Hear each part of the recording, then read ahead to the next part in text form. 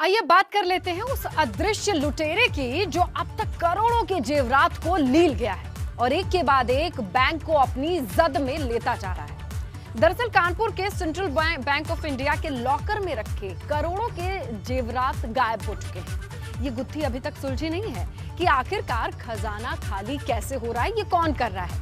लेकिन इसी बीच कानपुर के बैंक ऑफ इंडिया के लॉकर में रखे गहने गायब होने की खबर ने पूरे इलाके में हड़कंप जरूर मचा दिया है।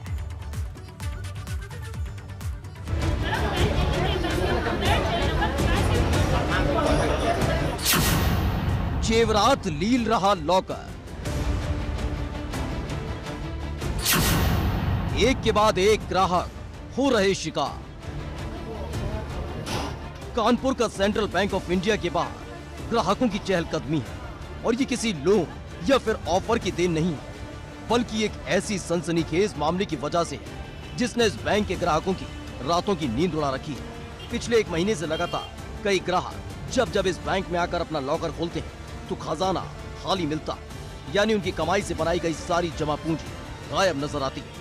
गाढ़ी कमाई को रखने वाले लोग लॉकर्स पर भी काफी ज्यादा भरोसा करते हैं और कीमती जेवरात वहां रखते हैं इस भरोसे से कि वो सुरक्षित रहेंगे। लेकिन कानपुर के बैंक्स इन कीमती जवाहरातों को लील जा रहे हैं, क्योंकि जब लॉकर ग्राहकों द्वारा खोले जा रहे हैं तो वहां पर कीमती रखा हुआ सामान गायब मिल रहा है। बैंक ऑफ इंडिया में भी एक ऐसा ही मामला सामने आया है। इससे पहले सेंट्रल बैंक ऑफ इंडिया के 9 ग्राहकों के जेवरात 3 करोड़ के गायब हो गए थे। लेकिन बैंक ऑफ इंडिया में जब एक ग्राहक अपने लॉकर में रखे हुए सामान को चेक करने पहुंचा तो 45 लाख के जेवरात वहां से गायब थे। एक तरफ सेंट्रल बैंक ऑफ इंडिया का खजाना लगातार खाली होने की खबर आ रही थी, तो वहीं अब मॉल रोड पर बने बैंक ऑफ इंडिया का भी एक मामला सामने आया है, जहां ऐसा ही कुछ हुआ देवी गोस्वामी के साथ, जब वो कानपुर के बैंक ऑफ इंडिया में दाखिल हुई और फिर हड़बड़ाती हुई सीधे बैंक में अपने बने लॉकर के पास पहुंची और जब लॉकर को खोला तो उनकी जमा पूंजी लॉकर लील चुका था। बैंक के लॉकर में रखी जमा पूंजी, धीरे धीरे करके जमा किए जेवरात, लॉकर में बंद थे 45 लाख रुपए के जेवरात। लॉकर खोला तो खजाना खाली मिला। देवी गोस्वामी अकेली नहीं है, उनके जैसे कई और ग्राहक हैं जिनका खजाना बैंक में रखे रखे खाली हो गया और ये कौन कर रहा है, इसका जवाब भी बैंक कर्मचारियों के पास नहीं है। लॉकर चेक करने आए होंगे आप? हाँ, चेक करने आए। बताया क्या जा रहा है बैंक के द्वारा? पेपर में निकला था आज की उसमें लॉकर टूट गया है तो हम लोग चेक करने आए। क्या बताया जा रहा है? लॉकर के बारे में क्या बताया जा रहा है? चेक कराएंगे? हाँ, बोल रहे हैं फॉर्म दिया है क्योंकि उन्होंने इसको सेटिस्फैक्ट्री फॉर्म।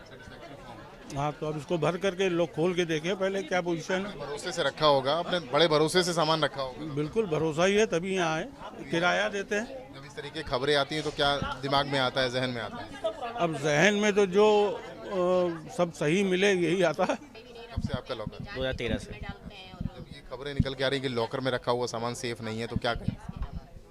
उसने देखने आए कि सही है कि नहीं, मतलब। बैंक वाले कोऑपरेट कर रहे हैं? हाँ हाँ। दरअसल सेंट्रल बैंक ऑफ इंडिया के अंदर कई लॉकर हैं और बीते 24 दिनों में कुल 212 लॉकर खोले जा चुके हैं, जिनमें 9 लॉकर्स में से सामान गायब मिला।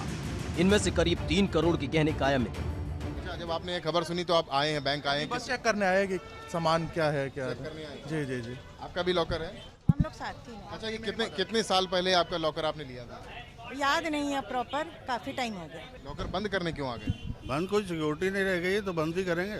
जब कोई भरोसा नहीं है कब पैसा गायब हो जाए, कब उसमें गाड़ी कमाई रखी हुई हमारी खत्म हो जाए, इससे बढ़िया घर में ही रखें ना, ज़्यादा सेफ रहेगा। सेंट्रल बैंक ऑफ इंडिया के साथ साथ बैंक ऑफ इंडिया के ग्राहकों को चूना लगाने वालों का कोई पता नहीं चल पा रहा है और लगातार पुलिस जांच की बात कह रही है कि ये थाना फील खाना क्षेत्र के अंतर्गत बैंक ऑफ इंडिया जो फूलबाग ब्रांच है, वहाँ का एक प्रकरण, एक मामला हमारे संज्ञान में आया है, जिसमें एक आवेदिका हैं देवी गोस्वामी करके, उनके बैंक के जो लॉकर उनका जो था वो लगभग उन्होंने भी बताया कि 2 साल बाद उन्होंने उसको खोला था और जब वो खोलने गई तो वो चाबी लगा ही रही थी तो उनका जो लॉकर था वो खुला पाया गया।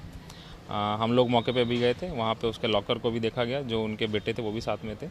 उनके द्वारा जो एप्लीकेशन दी गई है उसको हम लोगों ने संज्ञानित ले लिया है और उस पर हम लोग FIR पंजीकृत करा के, तो उन्होंने एप्लीकेशन में लिख के दिया है वो 40 से 50 लाख की वैल्यू उन्होंने दी है।